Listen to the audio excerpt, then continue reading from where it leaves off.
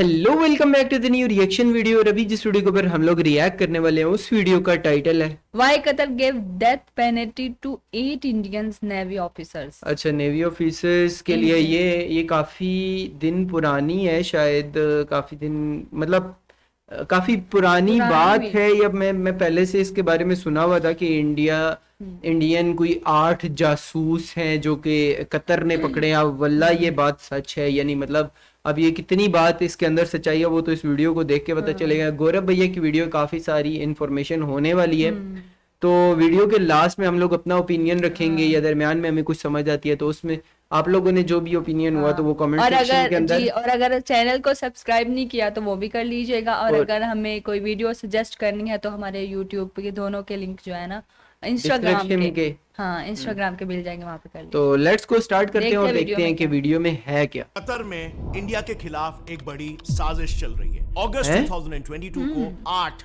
Highly decorated x Indian navy officers को ऐसे crimes के लिए डेथ पेनल्टी दी गई जो असल में कभी हुई ही नहीं। कंप्लीटली मनगढ़ंत है द मिजेट सबमरीन डील। दरअसल अंदर की बात यह है कि हाई चांसेस है कि कतारी गवर्नमेंट अपनी जान बचाने के लिए हमारे जवानों को बलि पर चढ़ा रही। दरअसल बात कुछ ऐसी है, साल 2019 में कतर की गवर्नमेंट ने एक डील साइन की थी इटली के एक प्राइवेट कंपनी के साथ, जिस ही मुद्दे में कतर ने हमारे जवानों को डेथ पेनल्टी सुनाई है। लेकिन सबसे शॉकिंग बात यहां पर यह है कि आज इटली ने साफ इनकार कर दिया कि कतर और उनके बीच ऐसी कोई डील साइन भी हुई हो। सो आखिर हमारे देश के जवान ये दूसरे दो देशों के बीच में बलि के बकरे कैसे बन गए? वेल एक्चुअली में ना जब हमने इस पर और डिटेल में खोदना शुरू किया तब हमें यह मालूम पड़ा कि हाई चांसेस है कि पूरा का पूरा मामला एक बहुत बड़ा स्कैम है, जिसमें कतर के डेप्यूटी पीएम से लेकर इटालियन कंपनी और बहुत ही बड़े से बड़े हाई प्रोफाइल। अच्छा, कतर के लोगों का बहुत ज्यादा नाम आता है इस तरह के कामों में, मतलब कहीं पे भी कुछ भी उल्टा पुल्टा हो रहा होता है ना तो उसमें कतर वालों का ना कहीं पे थोड़ा बहुत नाम आ रहा होता है कि ये भी शामिल थे, लोग शामिल हैं। और इसीलिए ही ये सब अपना नाम और इज्जत छुपाने के लिए किसी भी हद तक जा सकते हैं। और आप शायद ये बिलीव भी नहीं करोगे कि इसमें इंडियन गवर्नमेंट की भी पोजीशन दो फ्रंट्स पर काफी फिशी नजर आ रही है। क्योंकि पहला तो इंडिया के इतने बड़े बड़े नेवल ऑफिसर्स के अरेस्ट होने के 2 महीनों तक इंडियन गवर्नमेंट को कोई खबर तक नहीं पड़ती है। और दूसरा ये कि अभी तक इंडियन गवर्नमेंट ने इनके अरेस्ट होने के चार्जेस को भी डिस्क्लोज नहीं किया है। तो आखिर क्या है इस डेथ पेनल्टी के पीछे का असली सच? क्या वो इंडियन ऑफिसर्स गवर्नमेंट और एमएनसी के बीच चल रहे कॉन्स्पिरेसी के विक्टिम्स है, या फिर यही इंडियन ऑफिसर्स इस गेम के असली खिलाड़ी है? वेल अभी तक नेशनल इंटरनेशनल जितने भी स्टोरीज मैंने आपके सामने रखे हैं उनमें से one of the most important and concerning story है कतर में फंसे 8 एक्स इंडियन नेवी ऑफिसर्स की। क्योंकि गवर्नमेंट से लेकर मीडिया पकड़ा हुआ भी है, इतने अलग अलग क्लेम्स और एलिगेशंस इन पर लगाए जा रहे हैं कि पता ही नहीं चल रहा है कि सच क्या है और अफवाहें क्या है। लेकिन फिर भी मैंने बेस्ट पॉसिबल वे में आपके सामने इसकी पूरी कहानी रखने की कोशिश की है। और इसीलिए मैं हाईली रिक्वेस्ट करूंगा कि आप वीडियो को पूरा ध्यान से एंड तक देखना ताकि आप भी किसी नैरेटिव का शिकार ना बन जाओ। आगे इस कहानी में बहुत सारे ट्विस्ट आने वाले हैं। तो कहानी की शुरुआत होती है 2022 में। पिछले साल 30 अगस्त की रात कतर में रह रहे इंडियन नेवी के इन 8 रिटायर्ड ऑफिसर्स को कतर की स्टेट इंटेलिजेंस सर्विस ने गिरफ्तार कर लिया। Yes, you heard that right. पिछले साल ये ऑफिसर्स कतर की एक सिक्योरिटी कंसल्टेंट कंपनी दहरा ग्लोबल के एम्प्लॉइज थे। So basically company Qatar based है लेकिन इसके सीईओ ओमान बेस्ड है। और इसी कंपनी में कमांडर पुर्नेंदु तिवारी जी को तो कतारी गवर्नमेंट की रिकमेंडेशन पर हाईएस्ट ओवरसीज इंडियन अवार्ड प्रवासी भारतीय भी मिल चुका था। और बाकी के 7 इंडियन ऑफिसर्स भी दहरा ग्लोबल के टॉप एम्प्लॉइज थे जो कतर के ही नेवी सोल्जर्स को क्रूशियल ट्रेनिंग प्रोवाइड करने के लिए इंडिया से कतर आए थे। लेकिन अनफॉर्चुनेटली कतर के लिए इतने इंपॉर्टेंट एसेट्स होने के बावजूद भी कतर ने उन ऑफिसर्स को 1 साल तक रिगरस इम्प्रिजनमेंट में रखा और उसके बाद उन्हें मौत की सजा सुना दी गई। अब देखो असल में उन्हें क्यों अरेस्ट किया गया इस बारे में ना न्यूज मीडिया में 3 अलग अलग रीजंस बताए जा रहे हैं और तीनों भी एक दूसरे से काफी अलग है। पहला यह है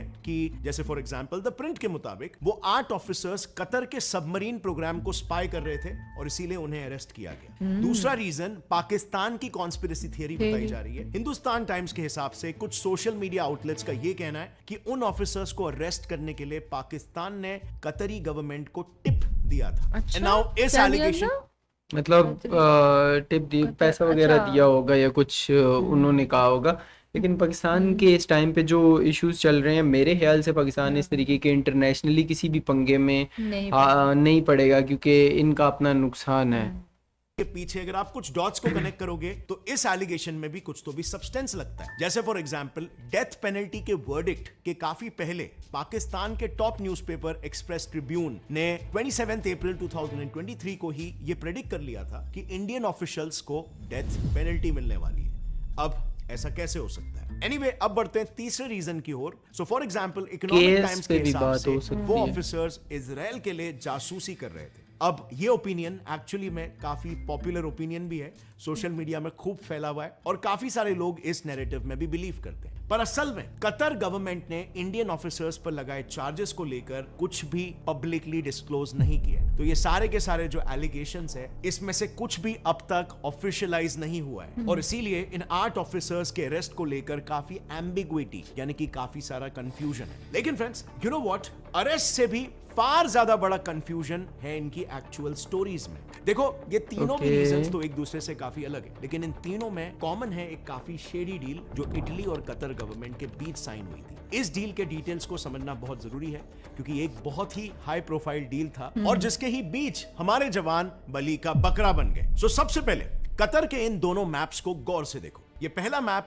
कतर के ऑयल फील्ड्स का है, जिनमें दिख रहे ग्रीन पैचेस कतर के ऑयल फील्ड्स हैं, और इस दूसरे मैप में दिख रहा रेड पैच कतर का नेचुरल गैस डिपॉजिट है। अब ये Okay. ऑयल और नेचुरल गैस ही दरअसल कतरी इकोनॉमी के बैकबोन्स हैं, Backbones क्योंकि of- सिर्फ ऑयल से कतरी गवर्नमेंट का 70% रेवेन्यू आता है और कतर वर्ल्ड का लार्जेस्ट नेचुरल गैस प्रोड्यूसर है। अब क्योंकि कतर इकोनॉमी के ये दोनों बैकबोन्स समुद्र में ही मौजूद है, इसीलिए कतर को अपने इकोनॉमिक नीड्स को सेफगार्ड करने के लिए एक बहुत ही मॉडर्न और अच्छा, efficient submarines force चाहिए। की जरूरत रहती है, जिसके लिए अक्सर कतरी गवर्नमेंट फॉरेन एक्सपर्ट्स की हेल्प लेते हैं। अब जरा देखते हैं इस पूरे सीन में हमारे जवान कहां पर आते हैं। सो एक कतरी सिक्योरिटी कंसल्टेंसी एजेंसी है धरा ग्लोबल, जो कतरी धरा नेवल ऑफिसर्स ग्लोबल। की ट्रेनिंग के लिए इंपॉर्टेंट रोल प्ले करती है। इस कंपनी के सीईओ, जैसे मैंने बताया, एक ओमानी नेशनल है जिनका नाम है खमीस अल आजमी, बट कंपनी के मैनेजिंग डायरेक्टर पूर्णेंदु तिवारी जी थे, जो हमारे 8 फंसे हुए इंडियन नेवी ऑफिशियल्स में से एक है। और बाकी के 7 इंडियन ऑफिसर्स भी, जैसे मैंने बताया, कंपनी में प्रोमिनेंट पोजीशंस होल्ड करते थे। अब अच्छा, यहाँ पर बड़ी याद पोजीशंस रखना, पे सारे। मैं बात कर रहा हूं दहरा ग्लोबल नाम की कतर की कंपनी की। अब जो डील साइन होती है ना, उसमें गौर करना इस कंपनी का क्या रोल होता है। आप एक झटके में सारा स्कैम पकड़ लोगे।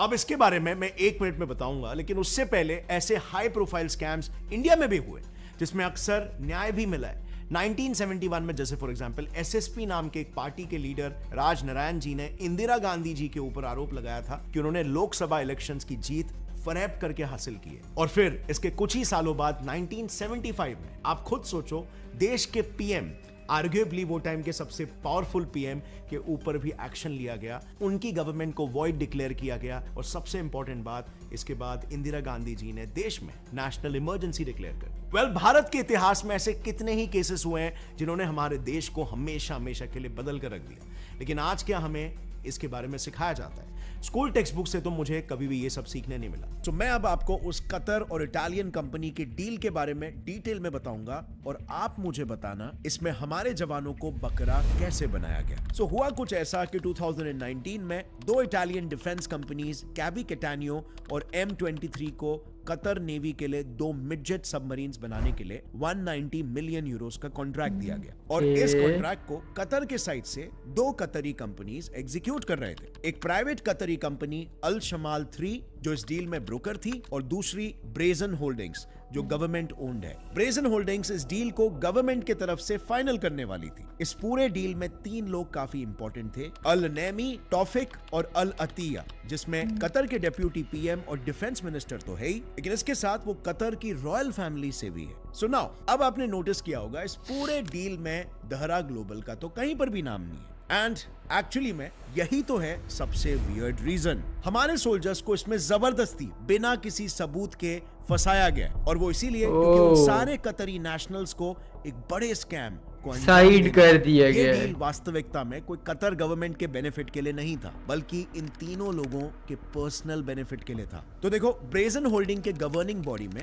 अल नेमी चीफ एग्जीक्यूटिव है और टॉफिक ब्रेजन का लीगल हेड है। अब यही अल नेमी ब्रोकर कंपनी अल शमाल 3 के भी हेड है और इटालियन कंपनी M23 में भी उन्होंने हेवीली इन्वेस्ट करके रखा हुआ है। सेम ब्रेजन होल्डिंग के लीगल हेड टॉफिक भी M23 की लीडरशिप में इन्वॉल्व है। मतलब इस गवर्नमेंट डील के होने से सबसे ज्यादा फायदा अल नैमी और टॉफिक को ही होने वाला था, क्योंकि यहाँ पर बायर भी वही और सेलर भी वही है। सबसे इंटरेस्टिंग बात तो ये है कि ब्रेजन होल्डिंग के चेयरमैन अल अतिया जी है। इतना सब कुछ क्लियरली होते हुए देख उन्होंने कोई भी एक्शन नहीं लिया और इसीलिए संडे गार्जियन के भी मुताबिक ये पूरी डील एक बड़ा स्कैम है और इसीलिए ये बिल्कुल हो सकता है कि इस डील में कुछ बड़े नाम फंसने लगे हो और इसीलिए इटालियन कंपनीज और कतर रॉयल फैमिली के बीच के बिजनेस डील में इंडियन नेवी ऑफिशियल्स को इजरायली स्पाई डिक्लेयर करके एज अ स्केपगोट वो इस टाइम पे इशू भी तो चल रहा है ना, हो रहे करप्शन से हटकर एस्पियोनाज इंसिडेंट पर चला जाए। अब इस डेथ पेनल्टी पर इंडियन गवर्नमेंट के रिस्पांस पर भी कई एक्सपर्ट्स काफी सवाल उठा रहे हैं, क्योंकि कनाडा की तरह कतर को अब तक स्ट्रांगली कंडेम क्यों नहीं किया गया है।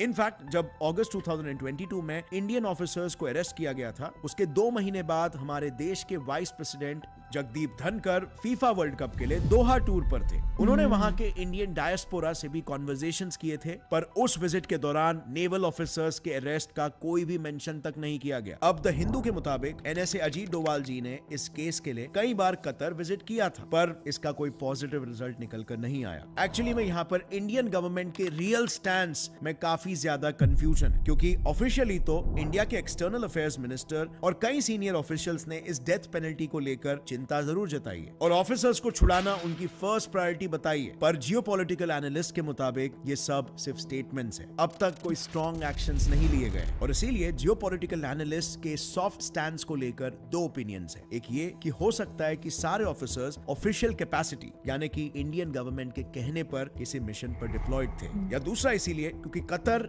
इन high ranking Indian navy officers के लिए एक पोस्ट रिटायरमेंट ऑप्शन बन चुका है और वो भी काफी डिजायरेबल वाला। तो देखो बात कुछ ऐसी है ना, इंडियन नेवी अपने मैरीटाइम कैपेबिलिटीज में इतनी एफिशिएंट हो चुकी है कि आज कई कंट्रीज इंडिया से ट्रेनिंग और असिस्टेंस लेती है। उसी में से एक है कतर। साल 2008 में इंडिया और कतर ने एक डिफेंस पैक्ट साइन किया था, जिसके तहत इंडिया ने कतर को मैरीटाइम ट्रेनिंग, जॉइंट एक्सरसाइजेस और यहां तक कि थ्रेट होने पर अपने सोल्जर्स वहां पर डिप्लॉय करने के लिए तक एग्री कर लिया था। इनफैक्ट ये पैक्ट आज तक कंटिन्यू हो रहा है और शायद इसी पैक्ट के तहत वो ऑफिसर्स वहां पर डिप्लॉय हुए होंगे जिन्हें कतर गवर्नमेंट ने पकड़ लिया है और इसीलिए इसके चांसेस हो सकते हैं कि वो ऑफिसर्स इंडिया के लिए इंटेल गैदरिंग कर रहे थे। ये कहना है retired major general Satbir Singh ji का, जिन्होंने द प्रिंट को दिए इंटरव्यू में कहा कि उन ऑफिसर्स को मे बी इसी पैक्ट के अंदर भेजा गया हो और शायद इसीलिए इंडियन गवर्नमेंट चाहकर भी कतर पर कोई स्ट्रॉन्ग स्टैंड नहीं ले पा रही है। और इसी बात को हो भी सकता है इस तरह का कोई इशू हुआ हो कि जिसमें इन्होंने खुद इंडिया के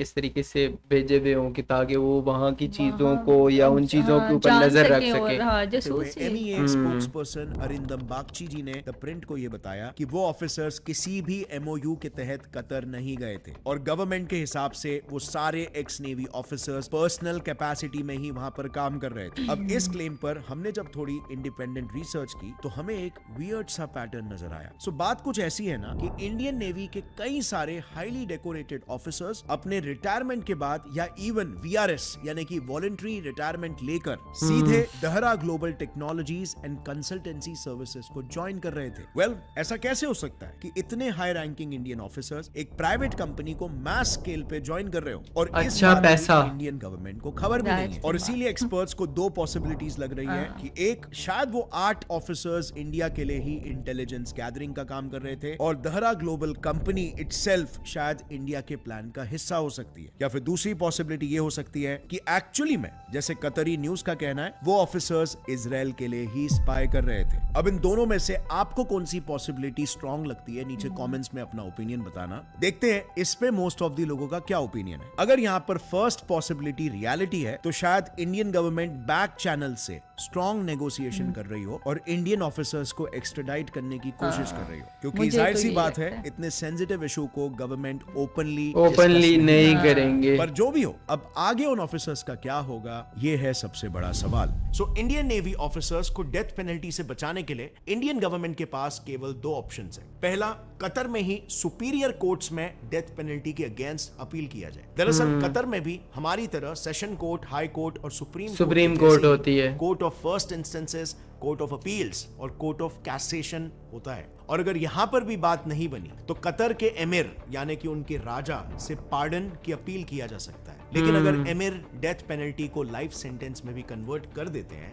तो भी इन नेवी ऑफिसर्स को एटलीस्ट 25 इयर्स प्रिजन में बिताने ही, यानी कि कुल मिलाकर आगे कुआं और पीछे खाई, ऐसी सिचुएशन है। और दूसरा ऑप्शन इनके पास है वो है कतर के जजमेंट के against international court of justice यानी कि आईसीजे में अपील करना। सेम वैसा ही अपील जैसे हमने 2018 में किया था जब इंडियन नेवी के ही एक ऑफिसर कुलभूषण जाधव को पाकिस्तान ने 2016 से पकड़ा हुआ था और उन पर भी एस्पियोनाज चार्जेस की वजह से डेथ पेनल्टी की सजा लगाई गई थी। लेकिन 2018 में आईसीजे ने कुलभूषण जाधव के फांसी की सजा पर रोक लगा दी। बट आज के तारीख में भी वो पाकिस्तान की जेल में ही बंद है और कोई नहीं जानता कि उनका फ्यूचर क्या होने वाला है। ये तो पाकिस्तान के जेल में बंद इंडियन ऑफिसर के फ्यूचर की हम बात कर रहे हैं, लेकिन कतर जैसी एक फ्रेंडली नेशन में 8 नेवी ऑफिसर्स का फ्यूचर क्या होगा, इसे भी लेकर भारी कंफ्यूजन है। कोई नहीं जानता कि क्या होगा। आपको क्या लगता है फ्रेंड्स? अपने विचारों को नीचे फिर सबसे पहले तुम्हारा ओपिनियन क्या लगता है, मतलब क्या हो सकता है, मतलब वो क्यों, कौन लोग थे वो 8 लोग,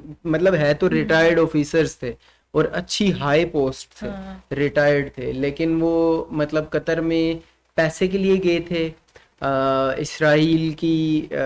इसराइल को कुछ इंफॉर्मेशन दे रहे थे या तो फिर इंडिया को इंफॉर्मेशन दे रहे थे। इंडिया को इंफॉर्मेशन यानी कि तुम्हारे माइंड में ये है कि इंडिया को इंफॉर्मेशन, मेरे ख्याल से ये हो सकता है कि ये हाई रैंक ऑफिसर्स जो हैं क्योंकि जॉब खत्म होने के बाद हर बंदा जॉब ढूंढ रहा होता है और जो आर्मी से कहीं से भी मतलब रिटायर्ड होते हैं उनको दूसरे गल्फ कंट्रीज ना लाजिम मतलब बुला लेते हैं क्योंकि उनको पता होता है कि इन लोगों के पास नॉलेज बहुत ज्यादा है, तो हाँ एक्सपीरियंस है, मतलब वो हमारे लोगों को ट्रेन कर सकते हैं, तो वो ज्यादा पैसा की लालच दे के बुला लेते हैं। हाँ, एक ज्यादा पैसे की लालच दे के ना कहते हैं कि यार आप लोग हमारे पास जॉब करो, हम क्योंकि वो डबल ट्रिपल दे रहे होते हैं जितना अगर इंडिया में उन्होंने 1 महीने की सैलरी होगी ना इतनी वो 4 महीनों जितनी सैलरी वो एक बार दे रहे होते हैं। तो एक तो ये वजह हो सकती है, दूसरा ये कि अगर वो वहां पर काम कर रहे हैं तो शायद किसी एजेंसीज वगैरह ने उनके साथ कांटेक्ट किया हो, या कांटेक्ट किया होगा, किसी एजेंसीज वगैरह ने कांटेक्ट किया होगा और इन्होंने कोई इन्फॉर्मेशन दी होगी और गल्फ कंट्रीज में तो वो बहुत सख्त है उन लोगों के रूल्स वगैरह, या वो लोग मतलब इस तरीके से चीजें पकड़ लेते हैं, तो उस सीन में ये पकड़े गए हों। खैर ये आने वाले टाइम में कुछ चीज़ों का पता चलेगा क्योंकि इंडियन गवर्नमेंट ने ना कुछ ज़्यादा, मैंने खुद भी इस पे देखा था, बहुत ज़्यादा कहीं पे नहीं मिली मुझे भी इस तरह की कोई चीज़ के जिसमें इंडिया ने ये बोला हो कि नहीं ये हमें वापस चाहिए, हम लोग इनसे छुड़वा के रहेंगे या कुछ ऐसे कोई स्टेटमेंट सामने नहीं स्टेटमेंट्स हैं, लेकिन मतलब बहुत ज़्यादा खुल के नहीं है, खुल के इस तरीके से नहीं बोला गया। जैसे कुलभूषण के लिए बहुत ज्यादा खुल के बोल रहे थे इंडिया जब पाकिस्तान में मतलब उसको डेथ पेनल्टी दी थी, तो इसके लिए इतना ज्यादा खुल के नहीं बोल रहे। बहरहाल ये आगे चल के हो सकता है ये चीजें क्लियर हो रही हो या ज्यादा इस तरह का इशू ना हो, इनकी आपस में कोई बात बन रही हो, इस वजह से भी गवर्नमेंट चुप हो। तो खैर देखते हैं कि आगे चल के इसमें क्या होता है और आप लोगों की क्या राय है इस पे, ये भी हमें लाजिम से कमेंट सेक्शन के अंदर बताना है। और अगर कोई वीडियो सजेस्ट करनी है तो इंस्टाग्राम के लिंक हम दोनों के उधर डिस्क्रिप्शन में मिल जाएंगे।